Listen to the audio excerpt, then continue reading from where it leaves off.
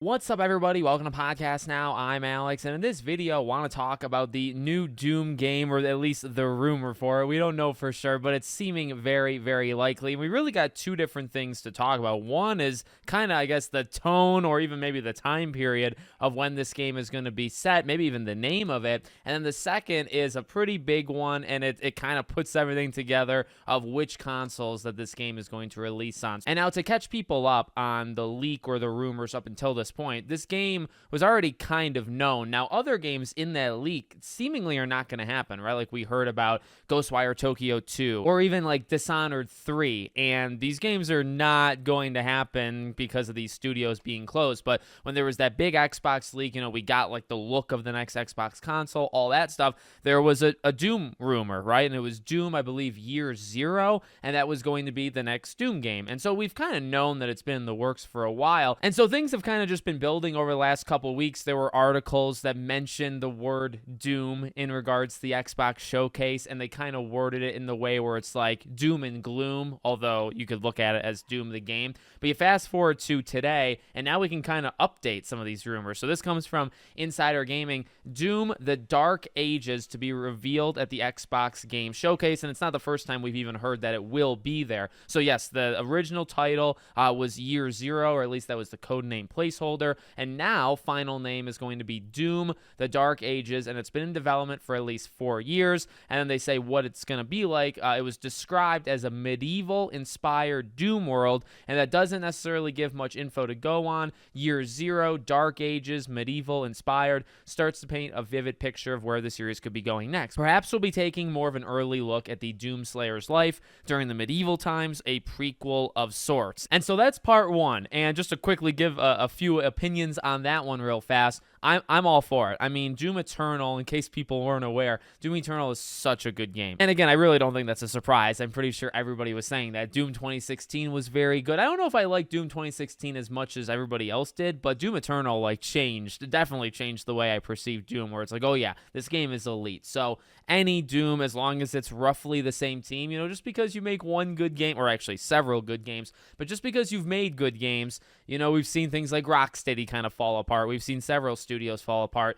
The name of the studio is one thing, the personnel is another. So as long as they've got most of the people that helped work on Doom Eternal, I would have a lot of confidence that this game is going to be good, and it needs to continue to evolve and be almost a game changer. Doom Eternal is that good of a game. So that's part one. Part two is the declaration. I mean, this is outright being said. Now, look, it's still a rumor, but it's being said with pretty strong confidence. So, comes from Nate the Hate, who is a very reliable, maybe not as reliable as Tom Henderson of Insider Gaming, but he's maybe one of the next best things, right? So he says, to expand upon the report with some additional information, Doom the Dark Ages will be announced at the Xbox Game Showcase next month and will be revealed as a multi-platform release. Yes, it's coming to PS5. Now, again, that's not the first time we've heard it. I think maybe even like Tom Warren, I think he's of The Verge, maybe. I'm not 100% sure where all these people come from, but I'm pretty sure we've heard this before, that Doom is absolutely one of these games going forward that is not a lock to just be on Xbox, right? While Gears and Halo, like those are big ones. And the second you say that Gears of War is a multi-platform thing, you do change, I would say, the perception of Xbox. But, Doom is an interesting one because, honestly, maybe I'm letting my biasness get in the way. Doom Eternal was so good, and while I actually have not played Gears Judgment and Gears 5 enough to form an opinion, Gears has been, I would say, in the public opinion, not as strong as it used to be, say with Gears 1 through 3. Halo Infinite, same kind of thing, right? Like it hasn't necessarily rebounded, or although maybe it's better than 5. But for Doom is so good. So while Doom might not have the global appeal, although Doom is a big game, it might not have the global appeal of Halo and Gears of War and games of that status, or maybe say like an Elder Scrolls, or in this case, say Starfield coming multi-platform, right? While it might not be as big as those, honestly, it might be better. So the reason why I'm, pitching it in this way, this is going to be a big deal. Like, and I don't know how it's going to shake out. We've talked about what's the strategy of going multi-platform. Is that a good idea, bad idea? We've already talked about that in the past, so I won't, bore you with it. But this is going to be a big deal. And I will say, number one, my short opinion is I do think it's probably the right move. I don't think it's necessarily going to hurt them. In fact, it probably can only help them releasing Doom more than one place. But I will say, I think it is going to be awkward. And I think it's because if you do it at the showcase, and I don't know how you would do it at the showcase, right? Like you announce it, you show off this trailer, and hey, if this game's been in the works for 4 years, does this game come out this fall? Probably not. Does it come out next year? Most likely, right? So you say, okay, 2025. And then on the bottom of the screen, it has the PlayStation symbol. And, again, like, put your biasness aside of whether you like or dislike, the decision for multi-platform.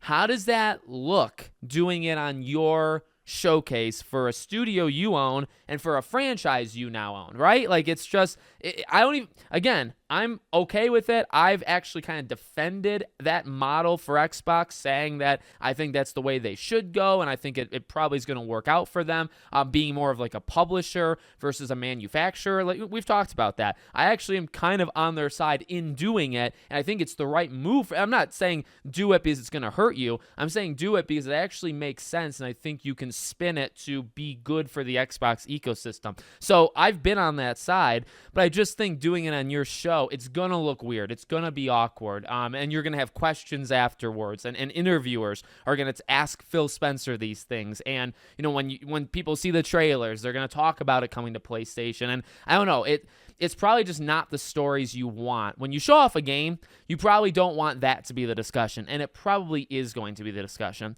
And again, I think it might be a bigger deal because although, like I said, I stand by it. Like, when you say Halo is coming to PlayStation 6, you change. Like, you cannot walk that back. From that point on, you've done that. When you say Gears of War, they're that big.